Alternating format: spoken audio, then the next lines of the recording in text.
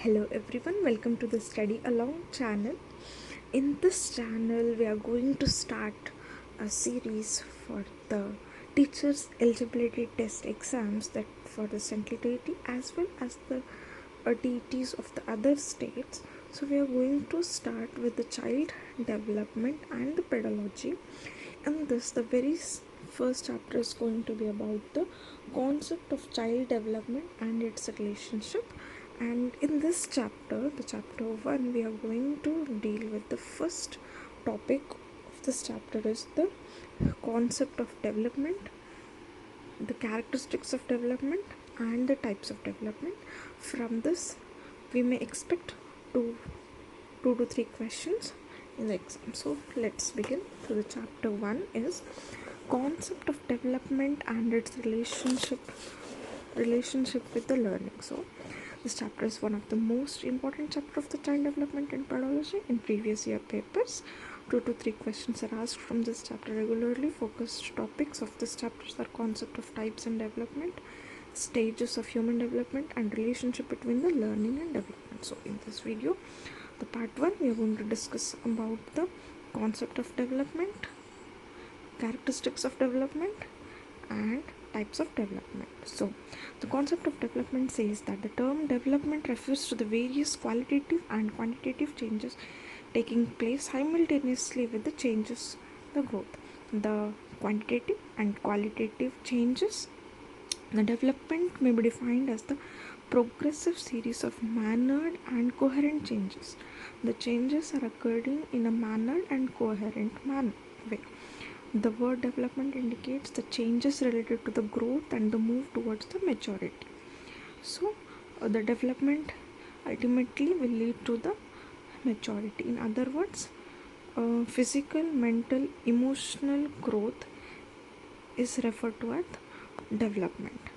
In the process of development, new abilities and characteristics get manifested. So it is important that during the development, new abilities and the new characteristics. So the different different thinkers give the different definitions according to the Gersel, Tefford and Sauvery.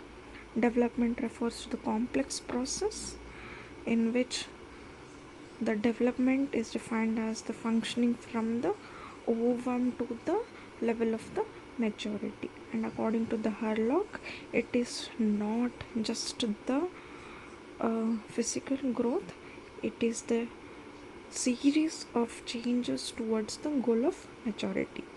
And according to the J. Anderson, it is concerned with the changes in the behavior associated from the environmental situations. And Hennis Werner development consists of two processes, integration and differentiation.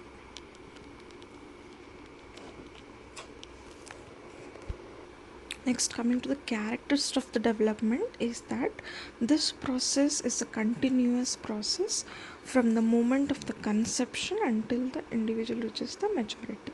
And the next characteristics is it is orderly manner which occurs as the infancy, early childhood, late childhood, and maturity. Development is both qualitative and quantitative. That is, the child grows physically as well as and develops certain qualities to his personalities. So both the aspects are inseparable. Human growth and development is very complex phenomenon. So it is affected by the social environment, physical intelligence, sex, etc. Okay. Then it is possible to predict the rate of development by seeing slow learner and a superior child, but it cannot be predicted accurately. That we can predict by the rate of development, but it is not so accurate. So individuals differ from each other in their pattern and the rate of development. Differences are caused by differences in heredity, environments and environmental influences. So they differ Who differs? Individual differs in the pattern of rate of development. Now coming to the types of development. So in the types, the first type is physical development. It is the most recognized and observable change in the life of a child. It includes the gross motor skills such as walking, jumping, catching, etc.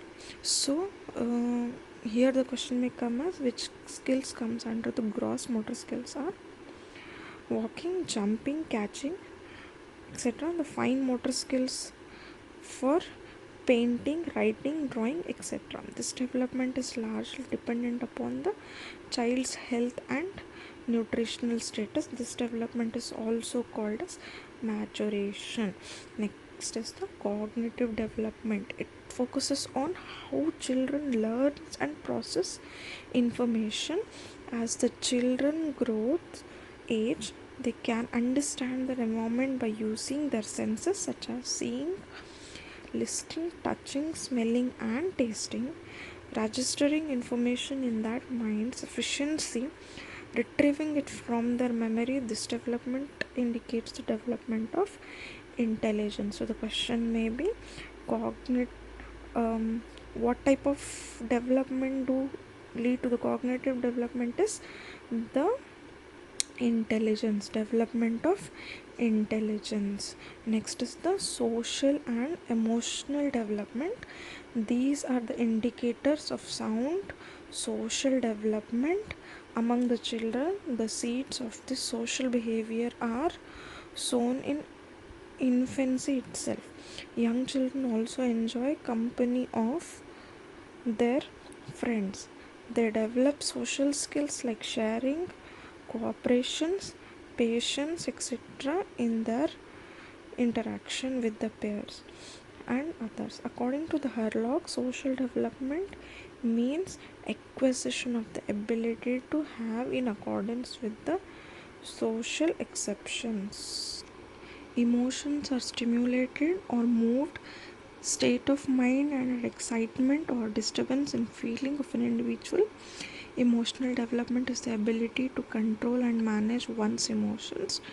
It is important that children in their early childhood are surrounded by people who are emotionally mature and stable and are able to manage their emotion.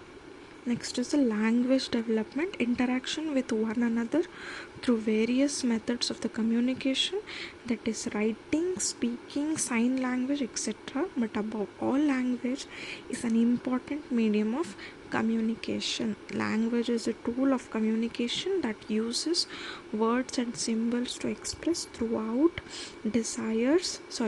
express the thoughts, desires, and feeling. Last, what is the moral development? Moral development deals with the development of ethics or ethical norms to value the conscience and the ability to judge and act morally. Children cannot make moral judgments until they achieve a certain level of cognitive maturity. So this was about the concepts of the development. We learned the concept of development, characteristics of development, types of development, and in the next class we will learn about the growth and its characters.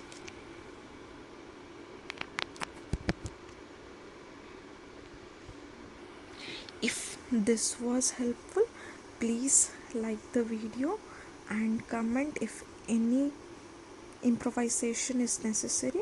Majorly, the concept of this video or the motive behind this video is for the learners who don't have much of the time for the preparation, but they can prepare by listening and going through their own work too.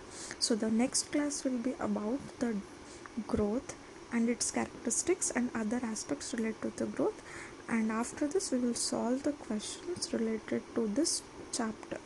Thank you.